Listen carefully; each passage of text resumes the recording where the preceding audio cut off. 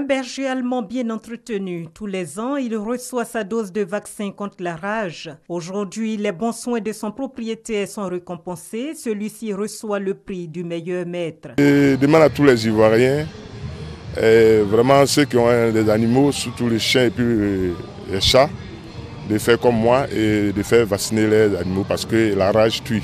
À travers cette distinction, le gouvernement affiche sa volonté de mieux prévenir la rage en Côte d'Ivoire. La célébration de la Journée mondiale contre la rage est le moment privilégié pour les vétérinaires de sensibiliser les populations à faire vacciner leurs animaux de compagnie tels que les chiens, les chats ou les biches. Cette maladie sévit en permanence en Côte d'Ivoire et a causé plus de 74 cas de mortalité humaine depuis 2006.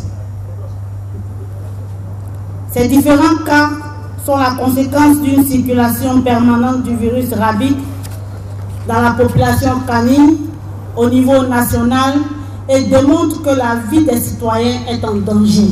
Les grands spécialistes internationaux de la rage soutiennent tous que la Journée mondiale de la rage contribue à rendre la planète plus consciente du caractère dangereux de cette maladie et de l'importance de mener des actions de lutte efficaces pour mieux la contrôler. La rage est une maladie mortelle.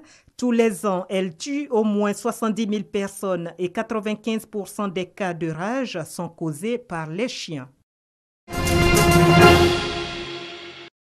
Lundi 5 octobre, le lycée professionnel et commercial de Yopougon est choisi pour la réunion de rentrée du secteur formation professionnelle. Thème pour l'année 2015 à 2016, des gestionnaires compétents, gage d'une formation de qualité.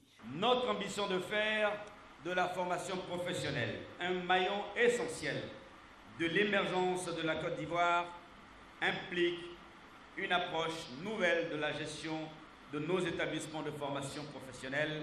Une réunion de rentrée aux allures de mise au point.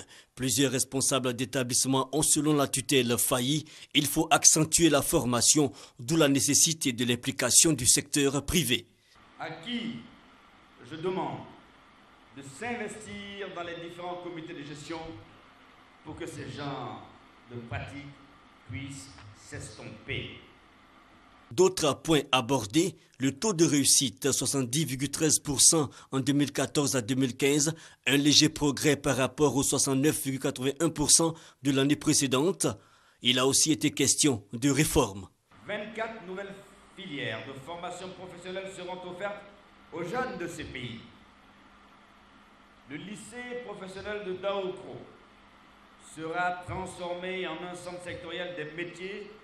Un nouvel établissement dédié à l'agroalimentaire à Yopougon et un plan de rénovation des programmes. En clair, une somme d'informations relayées face à la presse au cours d'un second échange.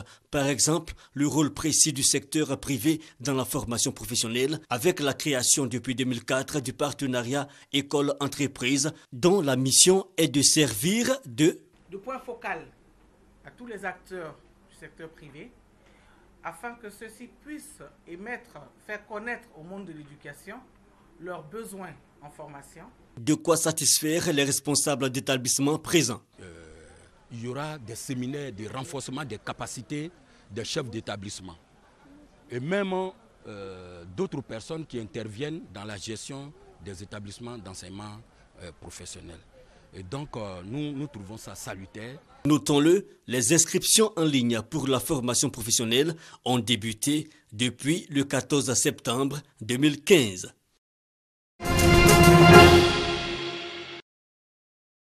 À travers ce colloque international d'Abidjan sur la liberté de la presse, le ministère de la Communication offre au continent africain tout entier une plateforme d'échange pour sensibiliser les consommateurs des produits de médias sur l'importance et la nécessité de l'existence d'une presse libre et indépendante. C'est surtout le lieu pour approfondir la réflexion sur la thématique presse libre et développement en Afrique.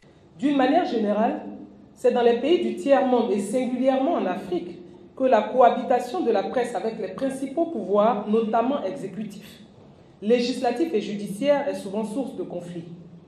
Cela découle de ce que le rôle majeur d'une presse libre n'est pas toujours bien perçu. Ici et là, dans ces pays encore confrontés au sous-développement. Pourtant, les liens de causalité entre le développement d'une société moderne, dynamique et ambitieuse et une presse libre sont aujourd'hui partout visibles dans le monde. Tout le continent africain attend de ce colloque des suggestions et des recommandations pertinentes dont la mise en œuvre facilitera davantage l'exercice du métier de journaliste et donnera plus de sens à la liberté de la presse dont vous êtes les garants.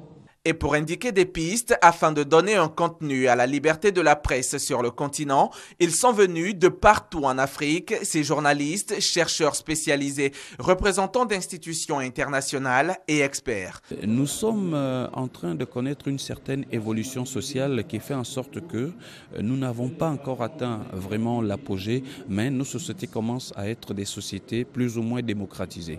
Et à la longue, je pense que, on ne pourra jamais l'avoir à 100% parce que toute liberté est une liberté encadrée. Mais au moins, je pense que la liberté de la presse, ça ne peut pas être considéré comme un mythe pour nous. Moi, je suis journaliste et j'y crois. Au sortir de ce colloque, le ministère de la Communication entend réussir à mettre en place des instruments de mobilisation de l'opinion publique nationale et internationale pour que les journalistes et les professionnels des médias africains ne soient plus seuls face à un pouvoir oppresseur. Les résolutions et la déclaration d'Abidjan pourrait également mettre en place un code de protection du reporter africain. C'est à bord du bateau Le Bouclier de la Marine nationale que le ministre de l'Environnement, de la Salubrité urbaine et du Développement durable s'est rendu au port autonome d'Abidjan pour assister à l'exercice des simulations du plan Poluma. Cet exercice grandeur nature a mis en exergue un accident de plateforme d'un navire qui a déversé un polluant, du pétrole brut, au large de la côte sud-ouest de la lagune. L'État de Côte d'Ivoire fait appel aussi à Paul, qui par le biais de la CIE déploie de grands moyens pour circonscrire la catastrophe. Une opération réussie selon le ministre Alakwadjo Remi qui a assisté à l'exercice. Je me rends compte donc que nous avons un plan qui est opérationnalisé. Il s'agira maintenant de faire en sorte que la Côte d'Ivoire ait un renforcement des capacités en termes de matériel. Les risques en Côte d'Ivoire de déversement d'hydrocarbures ne sont pas du tout négligeables. La Côte d'Ivoire est productrice de pétrole. Il y a également donc des plateformes qui jouxtent la côte ivoirienne. Donc ça veut dire que nous ne sommes pas du tout à l'abri d'un déversement d'hydrocarbures dans nos eaux lagunaires comme dans nos eaux marines. Il faut donc que la Côte d'Ivoire prenne les dispositions pour pouvoir faire face à un éventuel désastre. Cet exercice du plan Poluma vient ainsi clôturer l'atelier national d'élaboration du plan national d'urgence initié par le CIAPOL, le Centre ivoirien anti-pollution. En matière de lutte contre les pollutions, je peux dire qu'on n'est jamais prêt. On n'est jamais prêt, mais on a au moins une organisation en place qui nous permet, si aujourd'hui il y a une pollution, qu'on puisse se trouver autour d'une table et puis définir le rôle de chacun. Dans notre programme, on fera au moins 1 à 2 exercices par an pour en tout cas permettre aux opérateurs d'avoir la main. Cet atelier a permis aux experts français d'apporter aux autorités ivoiriennes un soutien permanent dans la préparation et dans les réponses aux pollutions accidentelles en mer, en lagune et dans les zones côtières.